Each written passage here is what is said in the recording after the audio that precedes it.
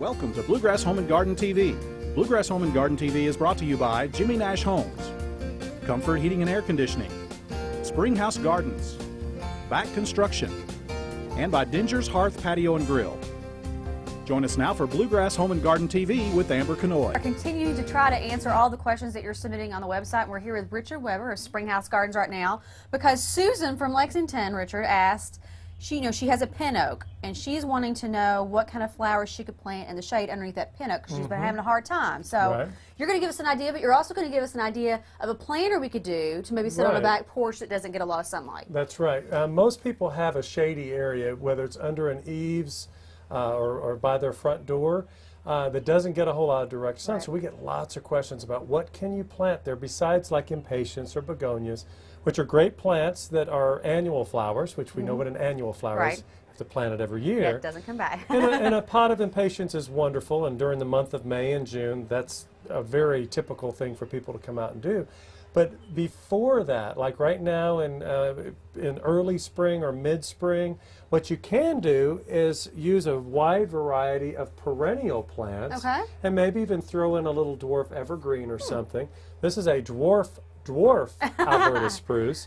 Alberta spruces are very popular for containers because they're extremely hardy. What you have to do if you're choosing to go this route where you're going to want to put some plants in a pot that might be around for a year or two or maybe even 3 years. You need a good solid sturdy pot. I mean these hold up. Although we don't oftentimes recommend the ceramics for outside as long as it drains. And as long as it's, I mean, I've had ceramic pots in place for 4 years and they haven't cracked. Wow. But there's all kinds of pots on the market. You can do wrought iron pots or cast iron pots, I mean. There's all kinds of new fiberglass pots that are perfectly fine outside. And as long as it's a good thick rimmed pot, then they should be okay for years. All right. So there's a wide variety of things. A lot of these would be growing well under the shade of a pin oak as well. But they make great potted plants as well. Heuchera, this is or a common name is coral bells. Wonderful plants will live in containers. I've had some for 3 or 4 years growing in a container. They grow just as well in the ground. All your different ferns are going to do well. This is actually a hardy fern that is called an autumn fern. And this will grow in a pot, in a container, or under the shade of a See a lot of them hanging on front porches where the sun's not getting to them. Of course, there's hostas, and a lot of people, most people know that hostas are great for the ground, but they also do very, very well in a pot and in a planter. So like for this particular planter, we might use this. This is one of my favorite of the blues. This is called Halcyon. And that could be planted right in there, but it's going to continue to get really big and maybe will dwarf our little dwarf Alberta spruce. So in that case, we might use what's called the blue mouse ears. And this one is really tiny and compact. So if we were going to do that, we don't want this to be too big. So what we might do is take that out and do a different little grouping here with the Alberta spruce, maybe this little creeping mazes. And will that come over the side? This will go over the side. So this is what we call a spiller. So you've got thrillers, spillers, and chillers. So this is a spiller. This is probably a thriller. I don't know how. He's getting carried away with the right but words. You always want things that are going to cascade and soften the edge. Another one for a shade pot. This is called, it's not a very good common name, it's called dead nettle, but it's also called lamium.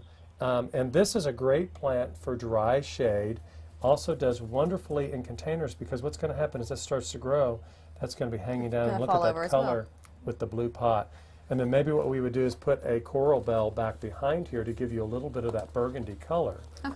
So what you do is once you've chosen plants that all grow well together and that you like the combination, and I'll show you how to, we're going to do this just very quickly because I know the time is short. You would have to take them really pretty much out of the pots. Although I know some people that leave them in the pots and then they change them out so frequently that it's easier just to pull that pot out and stick a new pot in. So you don't necessarily have to take them out of their pots. But if you are looking for a more permanent way to do this, you always want on these container plants to rough up the roots a little bit. I know people scream and they think that it hurts the plant, but it actually helps them to break this up. And here I'm using my weeding knife to just break those roots up on each of the sides, and then just break this up a little bit because you don't want those roots to encircle forever. Okay. And you never plant it any deeper than it is. You don't want to plant it too deep. A lot of people bury their plants. Okay. And that's, so you always want to make sure that the level of the soil is just right underneath the brim? Mm-hmm. Yep. Okay. And we're going to do that with all these plants, and we'll have a really neat planter for the shade, which will last for years. And you could use any of these plants under a pin oak or anything. And you could use all those. I think we covered the main, some of the best ones. So in a pot or in the ground, these are great plants for a less than sunny spot. All right. Well, if people have questions for you, Richard, I have a lot of them because I've got a whole list here. This is great. Well, this is the season to be coming out. We're located out on Harrodsburg Road, just about 4 miles south of Manowar Boulevard. You can find out directions on our website at springhousegardens.com. You can call us at 224 nope, that's the wrong number. 224-1417 is our garden center number. All right. Thank you very much. All right.